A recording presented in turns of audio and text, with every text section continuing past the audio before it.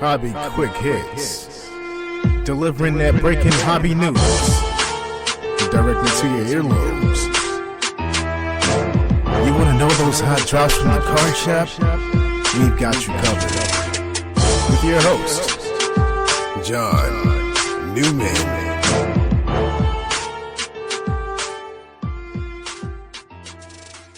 Hello, everybody. Episode 131, Hobby Quick Hits. Before we get into the nuts and bolts of this show, I want to acknowledge another show that I'm fond of. They've been on Sports Card Nation. They did I believe, a Hobby Palooza with myself and Dr. Beckett. I've had them on, I think, on the third occasion I've been on their show. Great show, great guys, and that's Pack to the Future podcast, Chad, Ricky, and Tim, and they just completed episode 134 of that podcast. They started that show in February of 2020, so they're almost 2.5 years into their program. They also did some other little shorter shows, and so they really have more than 134 episodes in their catalog. But on episode 134 of Pack to the Future podcast, they had announced that this would be it for the show. And, you know, as someone enjoys the show and fond of those three gentlemen, I want to acknowledge their run, say thank you for all the great moments and content and the many moments you had me laughing out loud in the car by myself, where other people thought I was a weirdo at probably a red light, and that's all good because the content was that good. And so, you know, anyone that does podcasting, and it doesn't have to be sports card, hobby, any podcasting in any form, any genre, any topic, any subject, knows it's a grind. It's hard work too. As much fun as it is, and it is, hopefully, for you if you're doing it.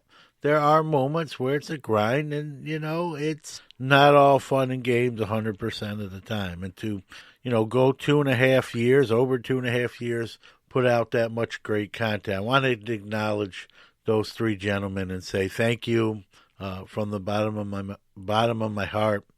Chad, Ricky, Tim, you know, maybe a goodbye for now, right? It doesn't have to be goodbye forever, but, you know, hats off to you guys, whatever direction you go. Wishing all three of you nothing but continued success. And I know I speak, even though I'm just speaking for myself here, I know many would echo those sentiments. So, guys, thank you for everything. And again, you can always change your mind, and maybe it's a goodbye for now.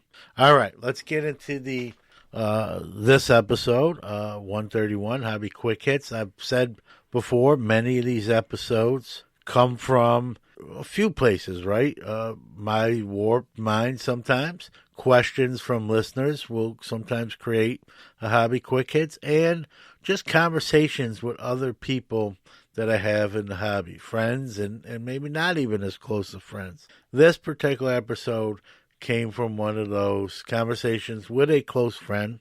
He does not want me to mention him by name. He said I can talk about, you know, our conversation itself, but does not want to be identified. I actually tried to get him to come on the show and kind of do a dual show, but said no, I'm gonna sit this one out. But you can use what I said, just don't tell everyone I said it. So, you know, he wants to stay in the witness protection program, so to speak. But, you know, the lottery was recently just up to $1.34 billion. Not million, but $1 billion.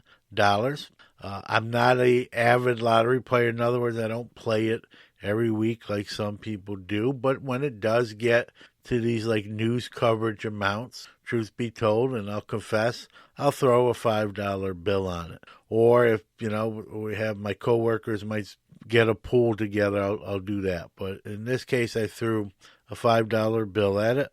Needless to say, like you, I did not win either. But you can't win unless you try, right? So it's worth a flyer. And so this conversation I had was based on that $1.34 billion lottery. This gentleman asked me, if you, somehow won that solely, how would it change how you hobby? What would you do different? What would you do the same? And, he said what he would do. His answer kind of surprised me. I'll share that when we get into the main part of the show. And I'll obviously give my answer to it as well. And, obviously you win $1.34 billion. You're probably going to buy cars, boats, things you've always wanted that couldn't afford before. But I'm not going to talk about that stuff. We're going to talk about strictly the hobby. How would it change what I do? And in this case, what the person who doesn't want to be named, he said I can give his answer, but without saying who he is. So I'll talk about what he said and how it would change what I do when we get to that main part of the show. We're going to hear from Mojo Breaks, our great sponsors. Give you the new release calendar, what products are coming out. We'll give you the hobby news for the past week, and then we'll get into if I won the lottery, how would it change how I hobby? Don't go away. MojoBreakShop.com is the best place to get your sealed wax products and brakes. They not only have the best selection, but the best prices. Whether it's a box or a whole case, they are your guys. They ship worldwide to your doorstep. Their reputation as one of the most trusted in the hobby goes unmatched. They are the 2021 Topps Rip Party Champion Breakers. From sports card to Pokemon cards, their selection can't be beat. They offer daily deals and pre-orders. Hey guys, John Newman here. Mojo's prices are already great, but to save an additional 10% off anything in their store, use the code QUICKHITS. That's QUICKHITS. Check out the full service store that's open 7 days a week in Santa Clara, California, or the website at mojobreak.com. Let's check out this week's Hobby Wax releases. Take it away, Max. Hello, Sports Card Nation podcast, and it's Max once again from the Sports Card Shop in New Buffalo, Michigan. And as you know, I'm here to bring you the weekly releases for the week of September 25th. To start off, on the 28th, we have 2021 Panini Donruss Optic Basketball Fast Break, 2022 Panini Elements Football, 2022 Panini Immaculate Collegiate Hockey, 2021-22 Upper Deck Artifacts Hockey on the 29th. And on the 30th, we have 2022 Leaf Flash Football, 2022 Onyx Vintage Collection College Football, 2022 Panini Prism Baseball Hobby, and 2022 Topps Pro Debut Baseball Hobby and Jumbo. Thank you guys for tuning into the podcast and enjoy the rest of the show. Thank you. Let's go round the hobbyverse and catch up on this week's hobby news. All right, some of the mystery of what Topps is going to do with those silver packs pertaining to the missing Topps Chrome SP has been solved or answered. They have announced that they will start shipping out those silver packs on September 30th, so very soon here. Each pack will contain 4 cards. It will be a mix of base, inserts, and, quote, other surprises, whatever that means. Maybe autos and obviously the missing SPs. They'll begin going to shops, breakers, and online retailers. And if you bought a box or bought into a break of significance, you should be receiving that. If you bought a Topps Chrome hobby box directly from Topps, they will be sending you one of those silver packs for every box you purchased. The jersey used by Michael Jordan in Game 1 of the 1998 NBA Finals, showcased on the Last Dance documentary, brought $10.1 million in a Sotheby's auction. It becomes the second highest sports card or memorabilia auction item. We obviously know the Mantle 9.5 SGC brought 12.6. This is now second, and the Maradona Hand of God jersey is now third. There will be a new selling platform. It will be called Minor Swap. Minor, MYNA, Swap. I tell you, that name, every time I see that or hear it or say it, Minor Swap, I don't know. Maybe it's just me, but not the greatest name in my opinion, but they didn't ask me, but I gave my opinion anyway. They got a $6 million seed investment from numerous investment and holdings companies, including a couple with athletes involved. Kyler Murray and Odell Beckham Jr. at the forefront of that list. Card Ladder just released a piece saying that the ultra-modern market is down, I think, somewhere 4 to 5%.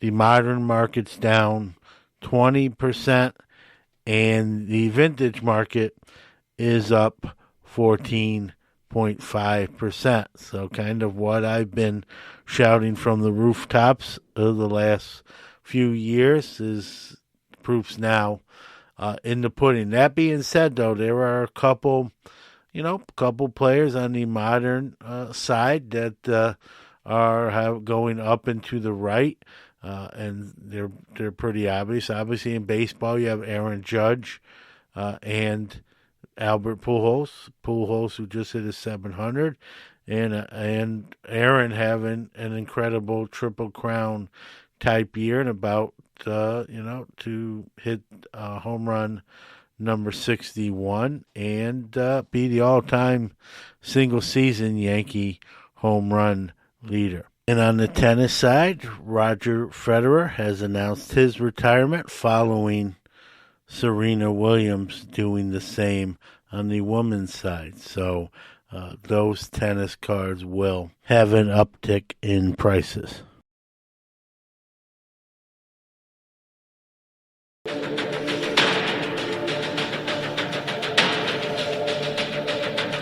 now, our feature presentation.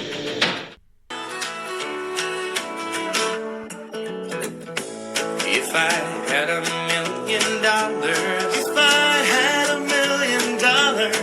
well, I'd buy you a house. Miss Wagner, like I said in the open, we're going to talk about winning or coming into a grand sum of money. How would it change how you hobby? And I can't obviously speak for you. I can only speak for myself. And I can also speak for a friend of mine who I had a conversation with, and he's going to allow me to give his answer, but he doesn't want me to give his name. So the gentleman I was talking with, we had both, bought, for me it was $5. I don't know if he said he spent $10 or $20 on the lottery. That was up to a $1.34 billion prize, just an insane amount of money. And he asked me what would you change hobby-wise, what would you purchase, and that sort of thing. And so I asked him, how's it going to change how you hobby? And he basically said that he'd buy a few big-time cards that he really, really wanted, and he would literally liquidate and sell everything else and not do shows anymore. He sets up at shows sometimes, and he wouldn't do shows no more. He'd have just a few cards, a handful of cards, and he'd be done in the hobby. And there would be high-graded rookie cards of, he mentioned Mano and Banks and Aaron and Jackie and, all those kind of guys. Everyone he wanted, he would get in the highest grade that he could. But after that, he would get rid of everything else. He'd stop setting up at shows, and he'd be done. He would not be active like he is now in the hobby. And I was a little surprised by that. And then he said, well, what would, I told him, I'm like, you would really honestly be done? And he said, yeah. He goes, well, I would have money, if something else came along, but those would be the only cards I would want, and there'd be nothing else on my list. And so, I would be done. And with that kind of money, as much as I love setting up at shows, I don't love it that much when I have that kind of money. I would obviously stop setting up at shows. So a little surprised by his answer, not tremendously. And then he turned around the question and asked me, and similar, but I expanded more past even what he said. Obviously, I would also buy a lot of vintage graded rookies on my list in very, very, very, very good condition, high grades. I would definitely upgrade the Leaf Jackie, even though I love my Leaf Jackie in its form now. You win a Mega Millions or a Powerball for that kind of dough, billion. It's going to be under $1 billion after taxes. It'll be a paltry, $800 something million, but definitely buy a 9 Jackie, Mantle rookie, similar to kind of what he said. All my vintage graded rookie guys that I don't, either don't have yet, or I have, but I would make their grades higher. I would buy, better specimens, and, have better, a higher grade card, upgrade, if you will. I'd also buy some folks, some cards that they could never afford on their own that I know would mean the world to them. I like to do that. And when you have that kind of money, it's a great opportunity to brighten someone else's hobby. So that would be done as well. Plus, it's a tax write-off, truth be told, but that wouldn't be the main motivation for doing that. But I would do that because it makes me feel good and the person on the receiving end as well. And then I thought about card shops and, doing a card shop. And, I've said this, I did that episode on this very program about if I'd ever open a card store again. And I said the only way I see it done is if I did it in Cooperstown.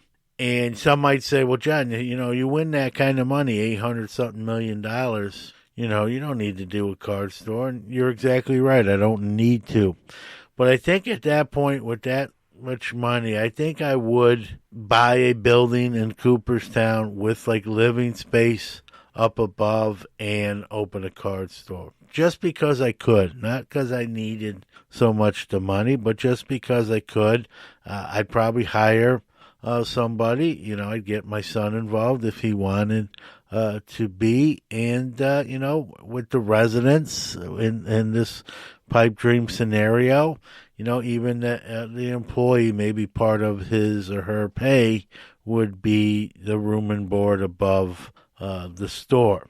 And, I thought about something like that. And again, I'm only going to answer this pertaining to the hobby. Obviously, I'd probably buy, a vehicle I really want, maybe a boat, probably a different house, even though I have no problem with this one. And we're actually in the process of upgrading some stuff as well. But so I'll just speak on the hobby level. So maybe buy a store in Cooperstown with the nice storefront and living quarters above. Obviously buy, like I said, Hall of Fame graded rookies in high grades that I really, really wanted for PC.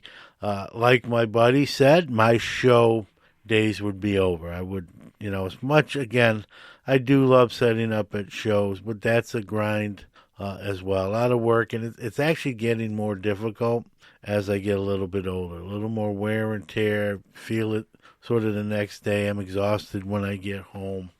So my show days would probably be done. Not really probably. I think they differ. As far as when I say show days, I mean as a dealer setting up. I'm not saying going to them. I would still go. So unlike my friend's answer, he would really stop being active in hobby. He would just acquire what he wanted. I would still be active. I would still go to the National, I would still do this podcast and Sports Card Nation. I love those. Those are a passion. So I wouldn't give those up. I'd still go to the National. Maybe I'd travel a little bit more to shows, more than I already do, just because I have that, that kind of money. I could just go to a show on a whim, even for a day, if you will, if I wanted to, right? It would just kind of be more of a whim than a plan.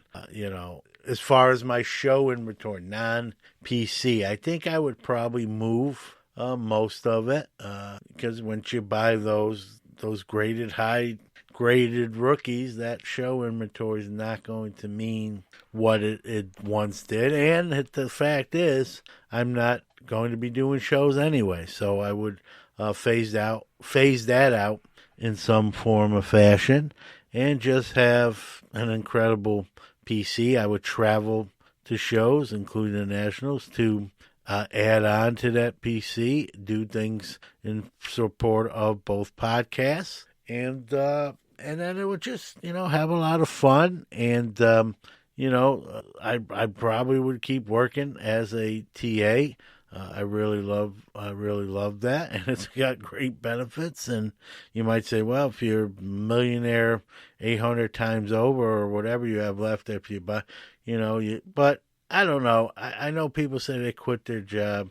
I guess you really can't answer that question till you ever have to, right? You can say, I wouldn't, and then you get that kind of money and like, do I really want to go into work? So, I would like to keep doing it because it's really rewarding and very impactful. And like I said, the benefits are tremendous. But and that's not really hobby. So I veered off a little bit. So I'd buy a bunch of cards I like, travel the shows, do the National, keep doing the podcast, maybe open a card store in Cooperstown. I would definitely buy cards for folks I'm fond of that I know they could never afford themselves. And it would be one heck of a rack, right? I'd be doing a bunch of those great racks. I'd probably, at that point, rather than send them through the mail, I'd fly in and hand deliver them that card or cards personally. It'd be a great moment to hand deliver something along those lines in person. So that's kind of my approach. I wouldn't quit. I wouldn't get out. I wouldn't hit pause. The only thing I'd quit doing was setting up at shows as a dealer. I've done that a long time. My first one, as you might have heard me mention numerous times, was as a 15-year-old. So I've done almost 34 years of shows. There was, probably a 4 to 6 year period I didn't do any. So, you do the math, 34. So I've probably done, 27, 28 years of setting up at shows, an average of at least one every couple months, sometimes even more than that. So I think those days that chapter would be closed. So that's how it would change how I'd hobby, but I wouldn't be done, as my friend said he would, really get what he wanted and just kind of not be active at all. And I'd still be active, maybe a little bit less, because of more travel, doing other things, maybe being out on a boat, if you will, and that, some of the stuff outside the hobby that would pique my interest with, that kind of bankroll. So I don't foresee ever being in that situation to answer this question on a legitimate scale, but it's fun to think about. And now I've got you hopefully thinking about, what you would do hobby-wise if you won or just inherited an insane amount of money. So it's fun to think about. Then the alarm goes off and you realize it's just a dream. But, what say you? Would you get out of the hobby? Is there any kind of off the baseline answers there that you would, you would just be too busy with other stuff? You wouldn't care about cards? Or, would you even be more so into cards? So love to hear if you have any sort of different angles to what you would do. My door's always open for that sort of feedback. So we're going to call this an episode. And again, hey, listen, we just did a show with Ryan Nolan about his five favorite card shows. That was a suggestion from David Moody, who listens and is fond of the show. I'll open that door to anyone else out there, too. If there's a show you want to hear, a topic you want me to cover, I'm all ears. Let us know via message or DM or email or messenger pigeon, whatever the case may be. That's a wrap for this week's episode of 131. Hope you enjoyed it, made you think a little bit about, what you would do if you came into a large sum of money, whatever way it might happen. I spoke of it via winning the lottery, but whatever the case may be, maybe a Nigerian prince had an unfortunate airplane accident and you were the next of kin. Like I've been probably 150 times, just never reply to that, just get too busy. So I don't know how many millions I have sitting in Nigeria. But all joking aside, I hope, I hope someday you do win. I hope someday I do win. But between now and then, we can just let our minds kind of ponder and wander about what we would do. What say you? What would you do? Would you do something extreme? Would you stay in and just buy who knows what? Or would you buy a few things and wrap it up and be done? So let me know, what would you do? Especially if it's kind of different, maybe not along the baseline answers. So with that being said, we'll see you on another edition of Hobby Quick Hits in a week. And we'll see you for another edition of Sports Card Nation on Friday. Thanks, everybody. Talk to you soon.